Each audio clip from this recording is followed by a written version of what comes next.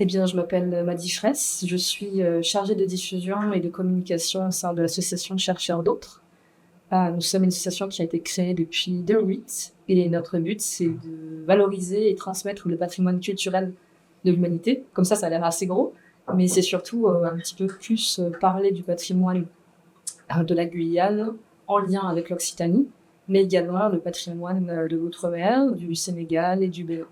Ce qu'on fait surtout, c'est on fait beaucoup de choses, mais on travaille notamment autour de la création et la mise en place d'ateliers, que ce soit de création culturelle, beaucoup de choses, notamment de la peinture, des perles, euh, du street art, des choses aussi liées à la création, à la production de visuels, puisqu'on crée aussi des films qui sont en langue locale et qui parlent des légendes notamment, ou en tout cas des rites traditionnels de certaines populations en Guyane.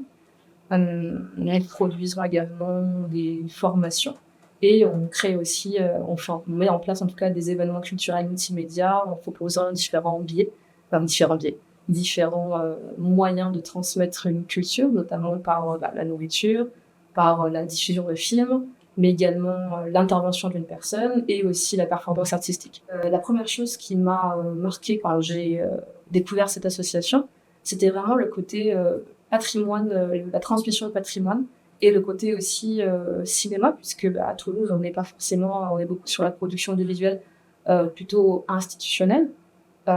Et je trouvais ça vraiment assez impressionnant qu'une association réussisse à produire ses propres documentaires et à les diffuser comme cela se fait.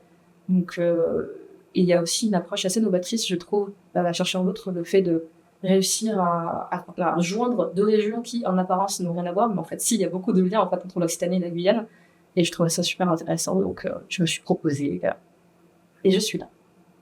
Alors moi, je suis chargée de diffusion, donc mon cœur de métier, c'est pas forcément la créativité, bien que à chercher un autre, le but, c'est aussi que chacun puisse évoquer ce qui lui semble être intéressant de mettre en avant, et donc par ce biais-là, forcément, une certaine créativité qui s'exprime.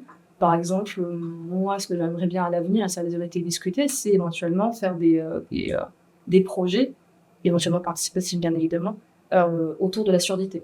Parce que c'est aussi une thématique de chercheur d'autres, c'est beaucoup la transmission de patrimoine, mais aussi l'altérité, qui est forcément là-dedans.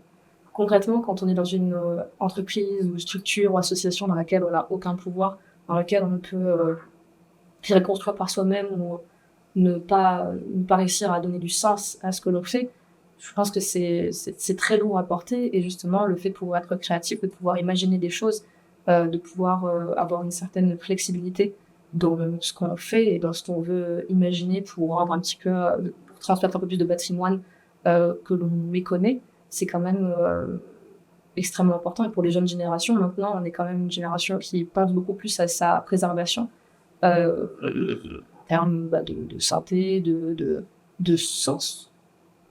Et donc, c'est juste, ça tombe sous le sens, en fait, tout simplement.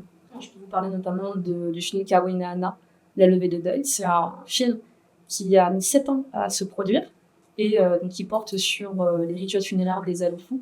Ce sont des Bushinabés, ce sont des descendants de personnes qui ont été esclavagisées et qui ont fui les plantations du Suriname pour se réfugier en Guyane, dans les forêts guyanaises.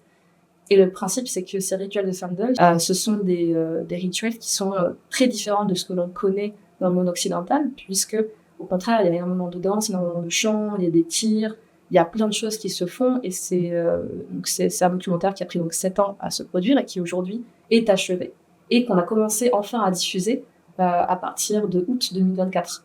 Donc on a réussi à le produire, en tout cas à le montrer en France, bien sûr, hexagonale, au travers de Afrique Lab et du Festival Moi Créole, déjà en novembre.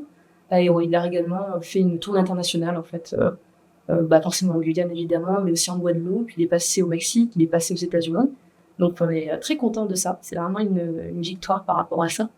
Et pour le projet actuel, enfin, ça c'est le projet actuel, on va dire, mais pour les projets futurs, on a surtout plein de choses, mais je peux vous parler de deux choses. C'est notamment, d'abord, on a un projet art et environnement, dans lequel on voudrait vraiment faire, encore une fois, vraiment rester sur l'approche interculturelle, en métissant à la fois des problématiques de 3 territoires différents. donc l'Occitanie, la Guyane et le Brésil.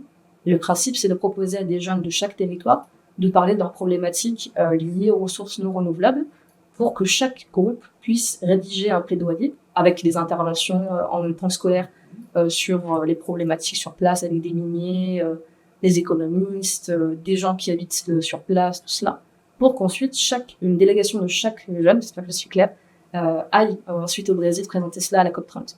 Donc ça, c'est un des projets phares qu'on aimerait vraiment mettre en place. Il y a aussi, par exemple, le fait qu'on va mettre en place une programmation ultramarine en lien avec l'AJUCA. C'est une association des jeunes ultramarins du cinéma et de l'audiovisuel, avec lesquels on va faire à peu près, je crois, un rythme de une fois tous les 2 mois, des projections avec tout ce que je dis, c'est-à-dire des interventions de personnes, des performances artistiques sur chaque territoire ultramarin.